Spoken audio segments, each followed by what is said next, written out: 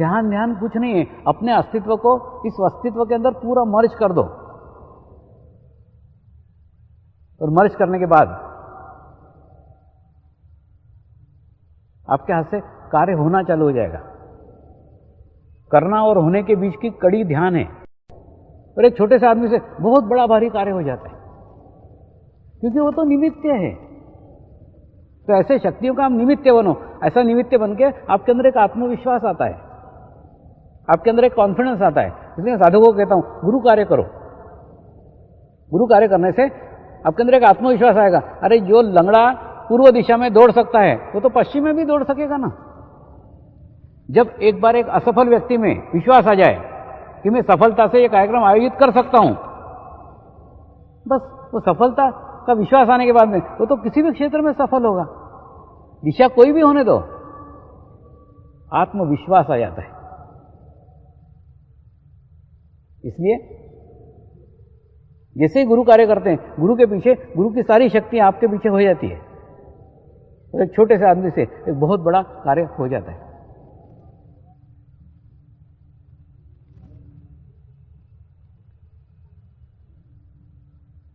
Mind, soul, body,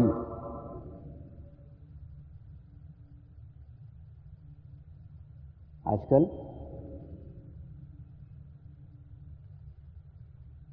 इन विषयों पे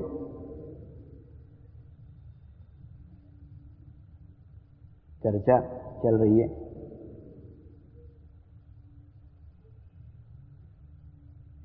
अब जो मैं आपको कहने जा रहा हूं, ये मुझे मालूम है आपके समझ में नहीं आएगा, लेकिन जानकर नहीं बताना उचित नहीं है, इसलिए बता रहा हूं। आज से 10 साल बाद, 15 साल बाद इस बात का खुलासा होगा। आपके और मेरे बीच में एक अंतराल है, वो अंतराल बीते बिना ये बात ही आपके समझ में नहीं आई। फिर भी सिर्फ याद रखिए,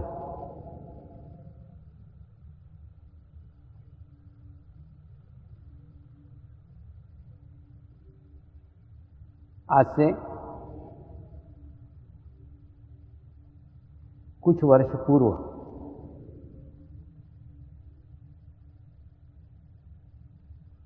शक्ति यानी मसल्स पावर कहलाती थी। जो पहलवान है, जो ताकतवर है, जो शक्तिशाली है, बलाढ्य है, बड़ी बड़ी भुजाएं, बड़ी बड़ी जंघाएं, तो बड़ी बड़ी गदा उठा सकता था, और एक बहुत बड़ा योद्धा सिद्ध हो सकता था।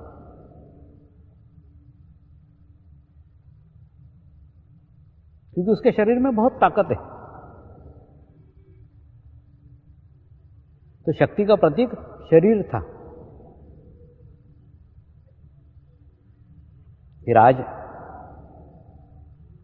वो समय चल रहा है जिस समय में शक्ति का प्रतीक माइंड है, बुद्धि। एक मरी हत्या आदमी भी बम का बटन दबाएगा, बड़ा बड़ा धमाका कर देगा, बड़े बड़े पहलवान को उड़ा देगा।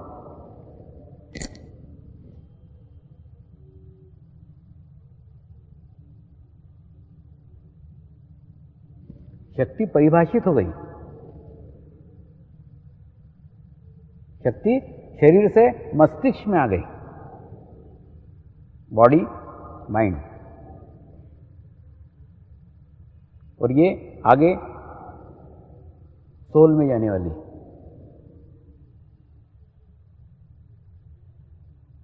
आगे वाला युग चित्त शक्ति का युग होगा। जिसका चित्त स्ट्रांग है वो शक्तिशाली है।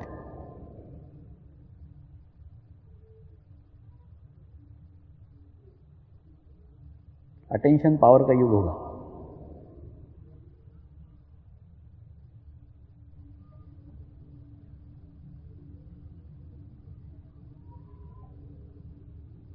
चित्त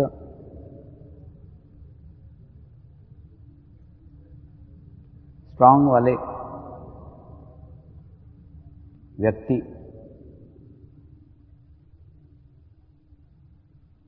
सकारात्मक कार्य में लग रहे हैं कि नकारात्मक कार्य लग रहे हैं?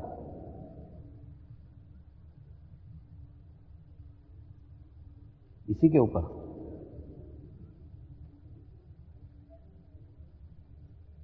दुनिया का भविष्य टिका हुआ है।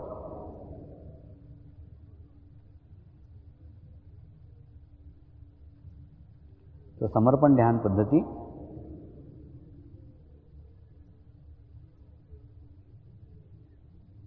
ऐसे सकारात्मक चित्त के लोगों का निर्माण करेगी।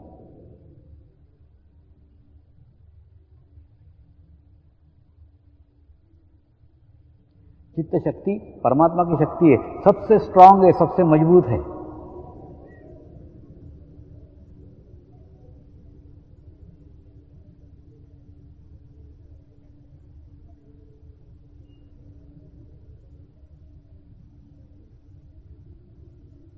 और बहुत फास्ट काम करती है।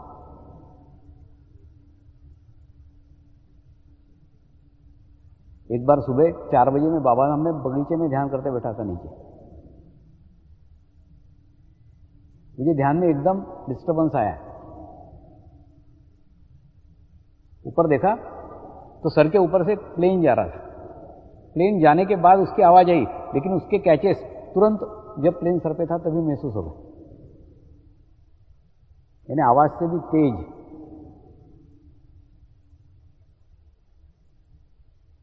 चित्त ग्रहण कर सकता है, चित्त ले सकता है।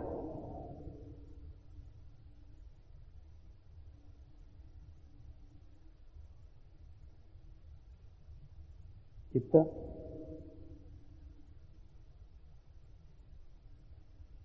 एक शक्तिशाली चित्त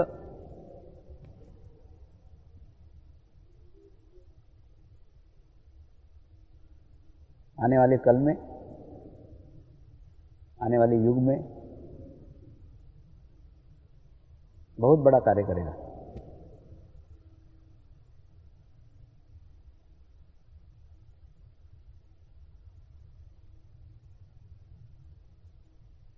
चित्त और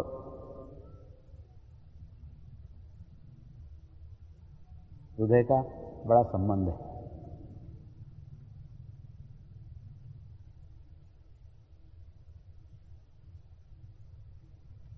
बुद्धि और हृदय, इन दोनों का 36 का आंकड़ा है।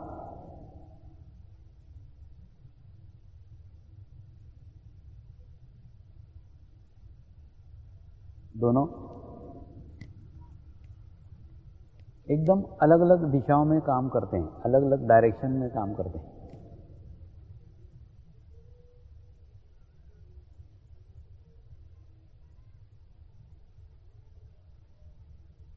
ऐसा ही एक उदाहरण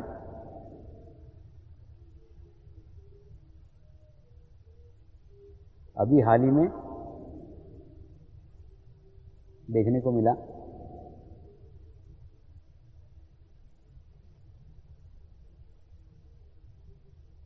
कुछ लोग हृदय वाले थे, कुछ लोग बुद्धि वाले थे।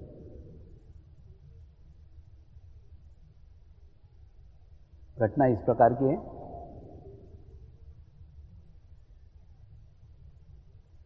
कि शिरडी के साईं बाबा का सिंहासन सोने का होना चाहिए कि नहीं होना चाहिए।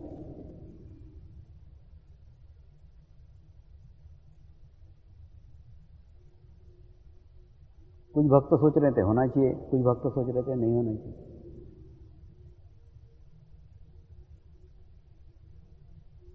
जो सोच रहे थे होना चाहिए वो हृदय वाले थे, जो सोच रहे थे नहीं होना चाहिए वो बुद्धि वाले थे।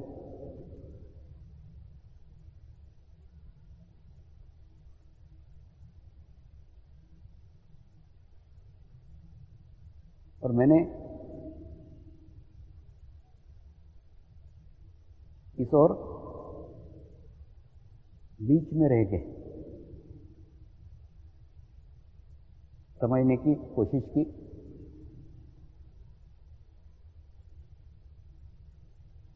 जानने की कोशिश की,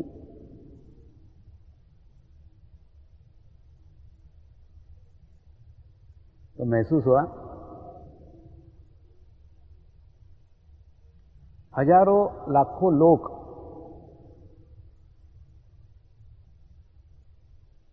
शिरडी के साईं बाबा के दर्शन करने शिरडी जाते हैं।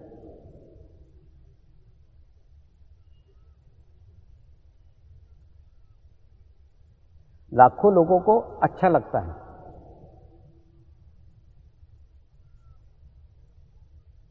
यानी किसी को तो भी बुरा लगता ही होगा।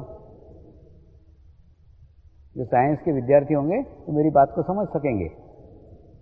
कोई भी चीज नष्ट नहीं होती, रूपांतरित होती है।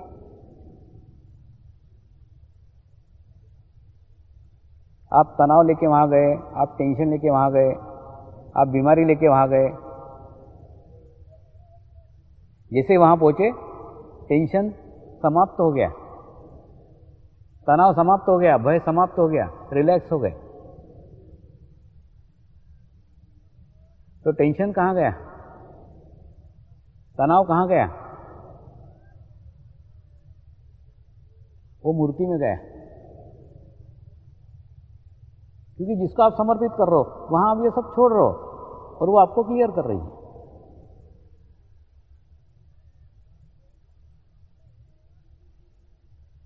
देखिए, जैसे मशीन रहती है कि नहीं, मशीन का उपयोग कम है, मेंटेनेंस कम है। मशीन का उपयोग ज्यादा है, मेंटेनेंस ज्यादा है। ठीक उसी प्रकार से जब मूर्ति का उपयोग बड़े स्तर के ऊपर हो रहा है तो मेंटेनेंस भी बड़े स्तर पे चाहिए।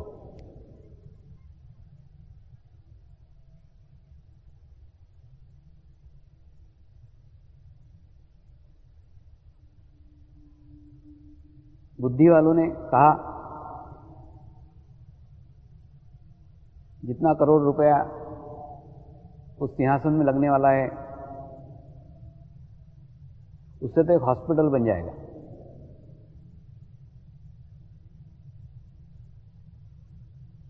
लेकिन प्रश्न ये होता है कि एक हॉस्पिटल बन जाने से विचारों से निजात मिल सकती है क्या? टेंशन से निजात मिल सकती है क्या? रिलैक्सेशन हो सकता है क्या?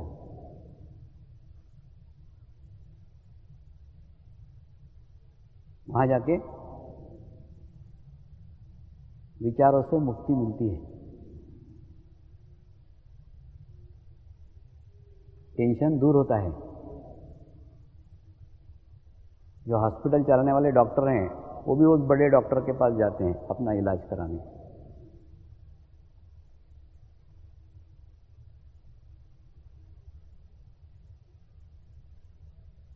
वास्तव में शिरडी वो स्थान है जिस स्थान पर जाके आपको मानसिक स्वास्थ्य मिलता है। स्वास्थ्य की परिभाषा बड़ी विशाल है, उसको सिर्फ हेल्थ तक समझ के मत रखो।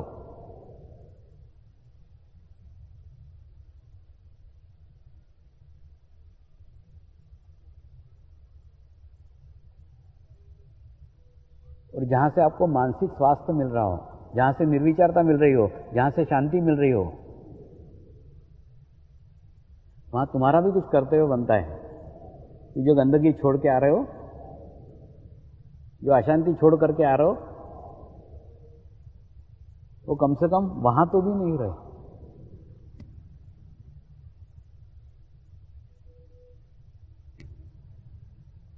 आपने देखा होगा भारतीय संस्कृति में शादी के बाद स्त्री के गले में मंगलसूत्र डाला जाता है,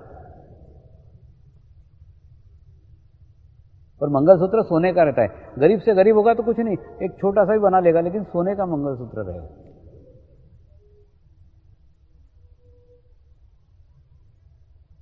क्या उद्देश्य है? उद्देश्य यही है, सोना एकदम शुद्ध धातु है, वो आपके हृदय चक्र को स्वच्छ करती है। जैसे स्त्री काम करती है ना, तो उसके ऐसा ऐसा ऐसा मंगलसूत्र घूमते रहता है और उसका हिल हिल के वो उसके हृदय चक्र को क्लियर करते रहता है। तो सोना एक शुद्ध धातु है जो स्त्री के हृदय को क्लियर करती है, शुद्ध करती है, पवित्र करती है।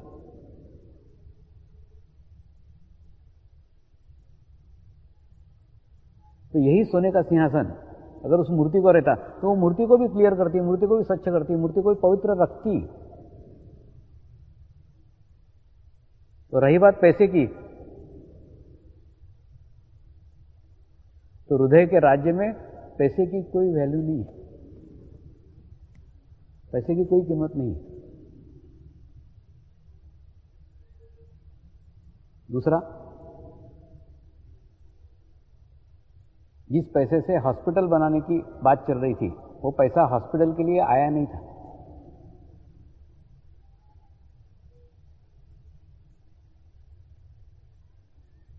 वो मंदिर के लिए आया था, मंदिर के इस्तेमाल में होने देना चाहिए था। इस विवाद को इस तरीके से भी हल किया जा सकता था कि वो शिरडी के साईं बाबा भी छोड़ दो, उतना करोड़ रुपए आया तो सिंहासन बनाएंगे, नहीं आया तो नहीं बनाएंगे, छुट्टी, विवाद ही था। एकदम आसान हल था, आसान तरीका था। और मुझे पूर्ण विश्वास है ऐसा छोड़ते तो निश्चित सोने का सिंहासन बनता, लेकिन परमात्मा पे नहीं छोड़ा, मनुष्य ने निर्णय लिए।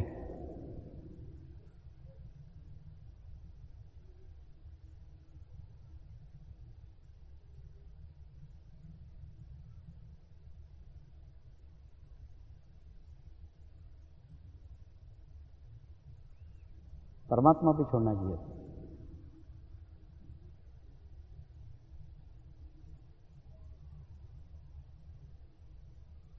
अब देखो ना, इतने सारे हॉस्पिटल्स बढ़ रहे हैं, अनेकों हॉस्पिटल बन गए हैं, जगह जगह हॉस्पिटल बन गए हैं,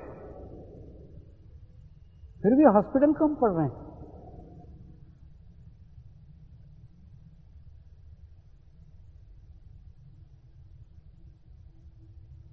इसलिए कम पड़ रहे हैं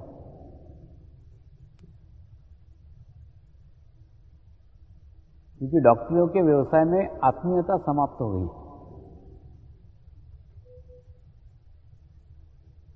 मुझे याद है,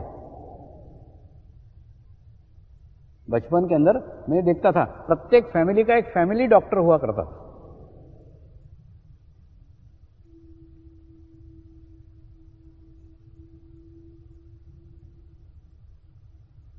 और वो डॉक्टर कम सलाहकार ज्यादा था। घर के सब झमेले, छोटी छोटी बातें सब उसके पास रहती थी। डॉक्टर काका है, डॉक्टर मामा है, सुनते बराबर खुश हो जाता था, पूरा घर खुश हो जाता था, उसका स्वागत करता था। कुछ नहीं, वो छोटी मोटी गोलियां देके बराबर ठीक कर देता, क्योंकि मानसिक उपचार की जरूरत थी, मानसिक स्वास्थ्य को ठीक करता था। और उस फैमिली का, उस डॉक्टर के ऊपर, उस डॉक्टर का उस फैमिली के ऊपर फुल फेथ था। अभी दोनों के बीच का विश्वास ही समाप्त हो गया, अविश्वास का वातावरण है। पेशेंट का डॉक्टर के ऊपर विश्वास नहीं है, डॉक्टर का पेशेंट के ऊपर विश्वास नहीं। डॉक्टर भी दुनिया भर के चेकअप करा करके बाद में ट्रीटमेंट करेगा। उसको लगता कहीं गलती से मैंने कोई अंदाजा बांधा और गलत हो गया, उसने कोई मेरे पे केस ठोक दिया, अविश्वास। तो डॉक्टर भी क्या करे, वो अपने पूरे प्रिकॉशन लेके चलता है। और अभी वो फैमिली डॉक्टर वाला मामला कहां रहा, आजकल तो कंसल्टेंट आ गए।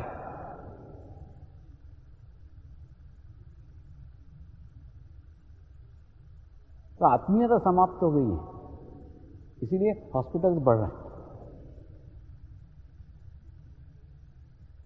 इसलिए मैं डॉक्टर साधकों को बोलता हूं, बहुत साधक हैं जो डॉक्टर हैं, मैं उनको बोलता हूं दवा के साथ दुआ करो, एक्सपेरिमेंट मत करो कि कभी लाल गोली देंगे कभी पीली गोली देंगे, लाल गोली से ही ये ठीक होगा ऐसा बोलो तो होगा।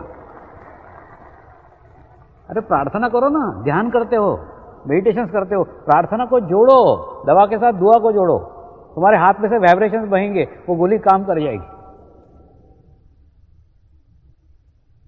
स्वास्थ्य मतलब सिर्फ फिजिकल स्वास्थ्य नहीं है, स्वास्थ्य मतलब मानसिक स्वास्थ्य भी उसके साथ जुड़ा हुआ है।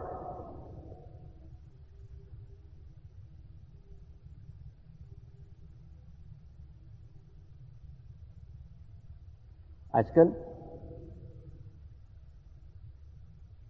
ध्यान का, योग का उपयोग सुंदर सुडौल शरीर बनाने के लिए हो रहा है, बीमारियां ठीक करने के लिए हो रहा है, लेकिन वास्तव में ये उसका सही उपयोग नहीं है। ये परमात्मा के प्राप्ति का मार्ग है, ये तो बाय प्रोडक्ट है, ऐसे ही मिल जाएंगे, इसके लिए करने की जरूरत नहीं है।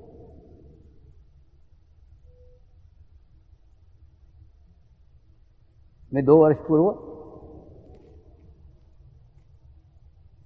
ऑस्ट्रेलिया गया था।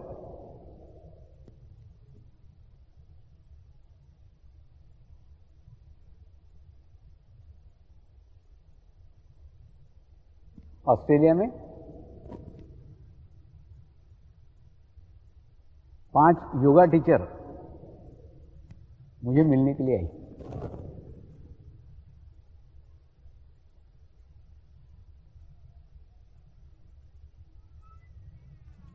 योगा टीचर से साधारणतः अपन अपेक्षा करते हैं कि योगा टीचर मतलब अच्छी होगी, अच्छा चित्त होगा, अच्छी स्थिति होगी।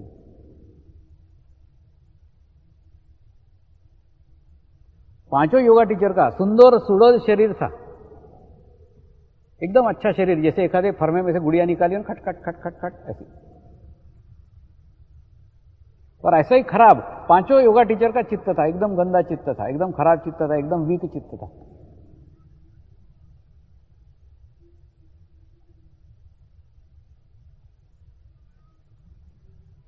दूसरे दिन एक लाइफ ऑफ योगा करके संस्था है, उसने मुझे उनके सेंटर के ऊपर आमंत्रित किया।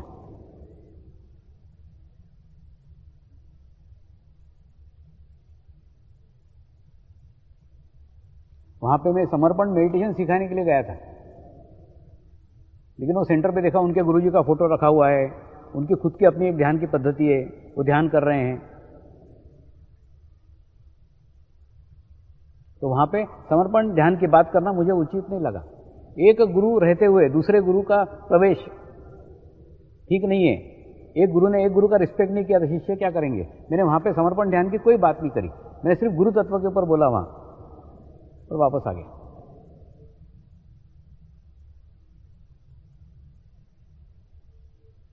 तो वो संस्था ने एक बहुत अच्छा लेटर मुझे भेजा कि स्वामी जी आपने बहुत अच्छा मार्गदर्शन किया।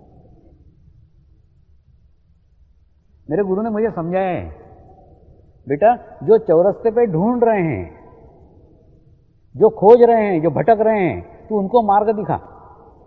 अब एक आदमी ऑलरेडी 2 किलोमीटर इधर चल चुका है, उसकी मुंडी पकड़ करके लाने का और उसको इधर चलाने का क्या जरूरत है। वो चल रहा है, जा बाबा उधर ही जा, और खींचतान भाग दौड़ की जरूरत नहीं है। जो जिस रास्ते पे चल रहा है उसको रास्ते पे चलने दो। जो भटक रहे हैं, जो खोज रहे हैं, जो रास्ता ढूंढ रहे हैं, उनको मार्ग दिखा। तो वही बात अवलंब करते हुए मैंने वहां पे कोई मेडिटेशन का बात नहीं किया, गुरु तत्व पे बात किया और वापस आ गया। तो वहां पे मुझे फिर ये 5 योगा टीचर मिली।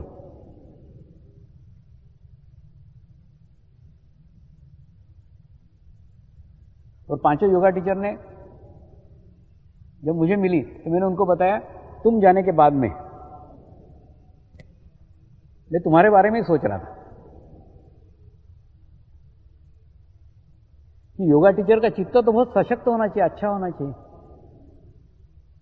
तुम्हारा चित्त तो बहुत कमजोर है, वीक है। तो मुझे मेरे बचपन की एक बात याद आ गई। मेरे नानी के सामने कोई जवान लड़की अगर बार बार मिरर देखती थी, आईना देखती थी, तो मेरी नानी जोर से डांट लगा देती थी, घड़ी घड़ी मिरर मत देख। तो बचपन में मेरे को लगता था वो लड़की मिरर देख रही, नानी का क्या जा रहा है। लेकिन उसका रहस्य मुझे ऑस्ट्रेलिया में पता चला। लड़की घड़ी घड़ी आईना देखेगी, घड़ी घड़ी मिरर देखेगी, तो मिरर में अपने शरीर को देखेगी, अपने अंग प्रत्यंगों को देखेगी जो नाशवान है, तो चित्त का नाश होगा।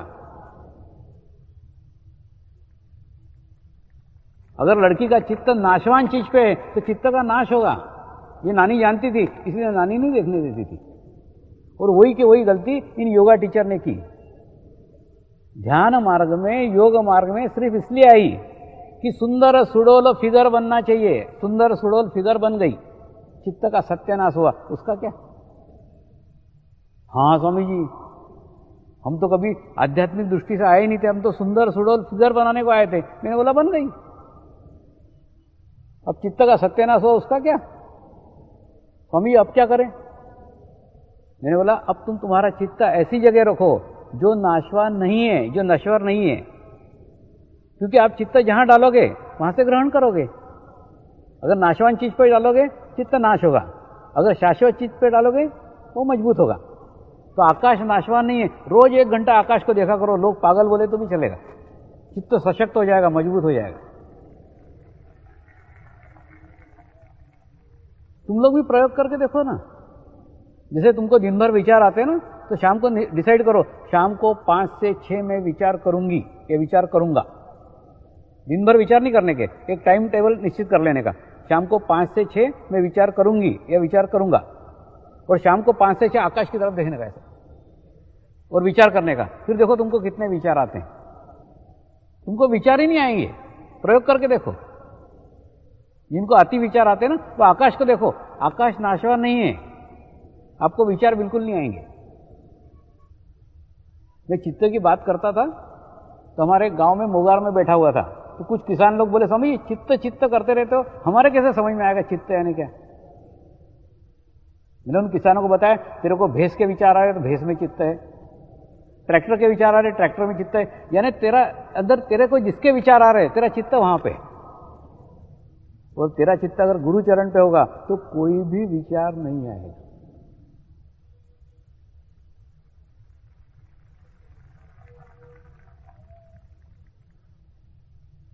देखो, जहां हम चित्त डालते हैं वहां से पहले हमको विचार आते हैं, और जैसे विचार आते हैं वैसा हमारे अंग प्रत्यंग पे उसका प्रभाव पड़ता है, अच्छा बुरा, और फिर वैसे हमारे हाथ से कर्म होते हैं और फिर वैसा फल आता है। तो सारे झगड़े की जड़ी ये चित्त है। अगर आपका चित्त अच्छी जगह हो तो ना गंदे विचार आएंगे, न गंदा प्रभाव पड़ेगा, न गंदा कर्म घटित होगा, न गंदा फल आएगा। तो जीवन के अंदर चित्त बड़ा महत्वपूर्ण है। तो चित्त को संभालना सीखिए। जितना संभालोगे उतना सशक्त होगा, स्ट्रांग होगा। तो सामूहिकता इसलिए बोलता हूं क्योंकि सामूहिकता में वो सशक्त होगा, मजबूत होगा। चित्त को सशक्त करने की बहुत आवश्यकता है। दूसरा, तुम लोगों ने कल से ध्यान शुरू किया है, तो ध्यान में भी आगे एक दिक्कत आने वाली है, आगे एक परेशानी आने वाली है। देखो, जीवंत गुरु इसीलिए चाहिए कि वो गाइडेंस कर सके, मार्गदर्शन कर सके आगे का। क्या होता है मालूम है, ध्यान करते करते करते करते एक 6 महीने बाद आपको ऐसी स्थिति प्राप्त हो जाएगी, आपका चित्त एकदम सशक्त हो जाएगा, एकदम स्ट्रांग हो जाएगा 6 महीने के बाद। लेकिन नियंत्रित नहीं होगा। सशक्त होना अलग बात है, नियंत्रित होना अलग बात है। फिर आपको खुद को प्रॉब्लम होना शुरू हो जाएगी, खुद को समस्या होना शुरू हो जाएगी। समस्या शुरू होगी जैसे ही आपने किसी बुरे व्यक्ति के अंदर चित्त डाला कि पूरा उसका कचरा आप ग्रहण कर लोगे, क्योंकि आपका चित्त सशक्त हो गया। और अपनी जो गंदी आदत है दूसरे में चित्त डालने की, वो नहीं छूटी है। तो जिस जिसके अंदर आप चित्त डालोगे उन सबको क्लियर करोगे, उनकी सबकी गंदगी इकट्ठा करोगे और आप कचरे का डब्बा हो जाओगे। तो मेरा क्या कहना है, ध्यान थोड़ा थोड़ा करो, धीरे धीरे करो, और उतना ही करो जितना तुम चित्त को कंट्रोल कर सको, नियंत्रित कर सको।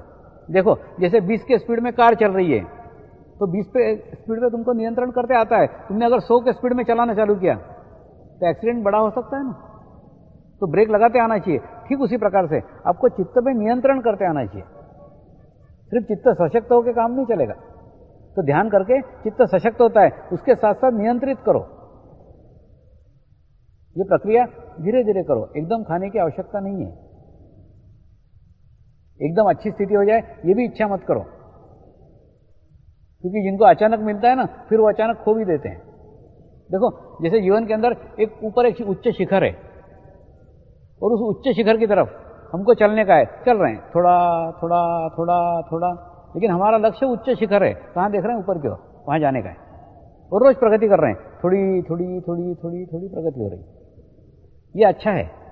इसमें क्या है, रोज प्रगति हो रही है और प्रसन्नता हो रही है कि आज मैंने थोड़ी प्रगति की, प्रोग्रेस किया।